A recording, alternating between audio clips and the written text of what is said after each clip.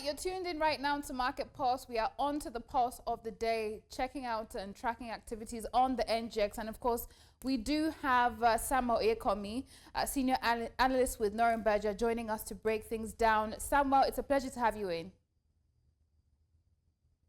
Thanks for having me, absolutely. All right, let's begin with Oando, and of course there are a lot of conversation around oil and gas stocks. Oando has been shortlisted by the Trinidadian government as one of the 3 final contenders to take over the country's state-owned refinery. What are your thoughts around this move? And what are your thoughts around this move, and how do you see it influencing activities of the stock on the NGX, today and ahead? I think it's quite an interesting development, right, on the part of Oando and then on the part of the Trinidad government. So starting from the Trinidad government first, the fact that that's going to help them overturn or has the potential of overturning some of the losses they've recorded. So in recent times, we've got of refinery. Note that before now, they've had issues around selling up, releasing the refinery to other companies in the past, and if this should pull through, that could help them overturn some of those losses and then help improve employment too, to a large extent. Now, bringing it back to Nigeria, Oando has in recent time demonstrated their expansionary capacity. There was a time that they bought an Ajib facility also earlier in the year. And what that means is that it suggests that the company is trying to expand its territories even beyond the shores of Nigeria, and that could suggest an improved profitability going forward. Now, some form of sentimental impact on investment sentiment in the equities market. You see a number of investors wanting to buy shares into one, just because the expectation is that it would be sold some level of profitability. So, going forward, China.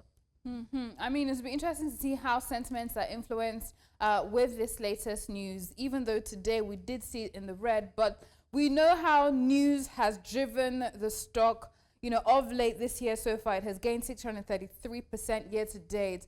Do you think there should be any caution, right, with mounting buying pressures on a stock based primarily off of, expansion news and not necessarily off of proven results? Or would you say that, perhaps they translate or they're, related, one assures the other?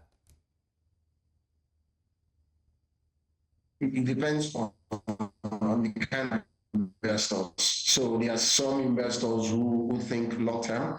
So if you are one of those investors who think long term, then of course you probably want to base your sentiment based on just some of these expansionary plans, which will be in the next 3, 4, 5 years, profitability will increase, valuation will skyrocket as a result of those expansions. But if you're someone who is thinking short to medium term in investing, I wouldn't expect such an investor to make decisions based on some of these expansionary plans, because of course you want to think about short-term movement, you want to think about dividends payments. Is that going to happen anytime soon? There's no assurance of that happening. So there's always a need for caution. For long term, of course, expansions almost oftentimes result in increased profitability, even if that's not assured. But again, it depends on the kind of investors, the kind of investor that you are to make those decisions, long term and short term. I think that's a very important point there, the distinction of your investment goals, whether you're going in short term, long term, and how that should guide you. Thanks for that. All right, let's come to sentiments on the markets, not just around Oando, but at the moment, there's a lot of attention on oil and gas stocks. And right now, some analysts are saying, you can't go wrong with oil and gas stocks right now. What do you agree? And what do you think are the head or tailwinds that you perceive perhaps could drive that sector on the NGX?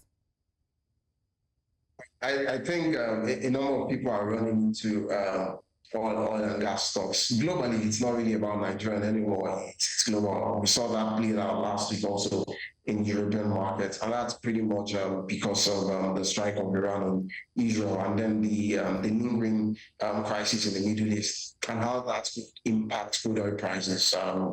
Before today, we saw crude oil prices, Brent crude getting close to around $80 per barrel, and if it's seen some form of redress or come on a decline today. And what that means is that you see a number of investors seeing that as an opportunity to record some of those massive gains that we saw some 2 years ago during the initial war between the initial war between Russia and Ukraine, and then the later part of COVID-19, where we saw crude oil prices reaching the $100 mark.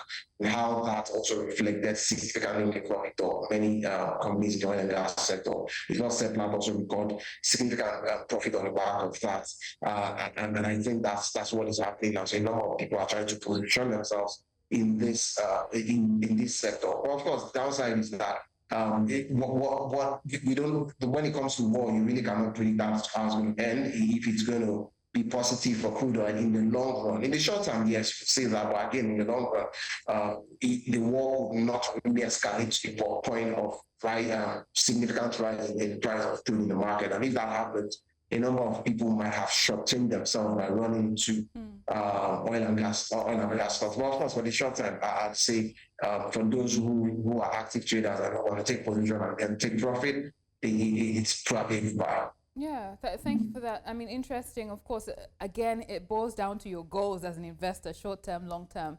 Of course, we're seeing oil prices dip of late. We'll see what happens in the Middle East and how that continues to influence oil prices. But of course, macroeconomic factors here in Nigeria, different things happening. There's inflation, there's interest rate hikes, there's exchange rate volatility.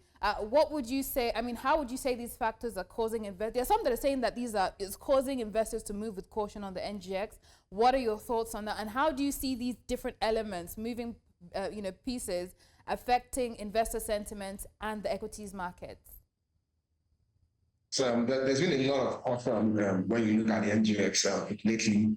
It seems to have found the resistance around against 30%.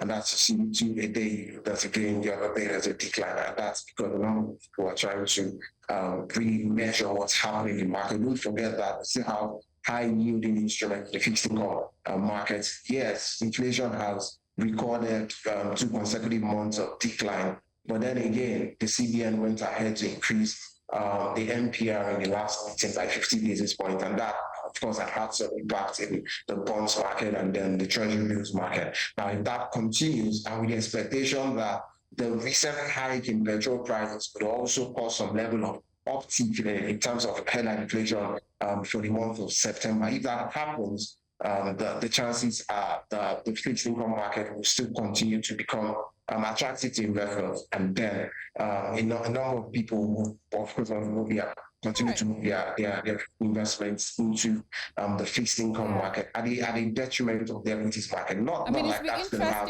a seat. Yeah, it's be interesting to see that materialize. But thank you so much for the insights, Samuel Oyekomi, Senior Analyst at Norenberger. It's a pleasure having you in.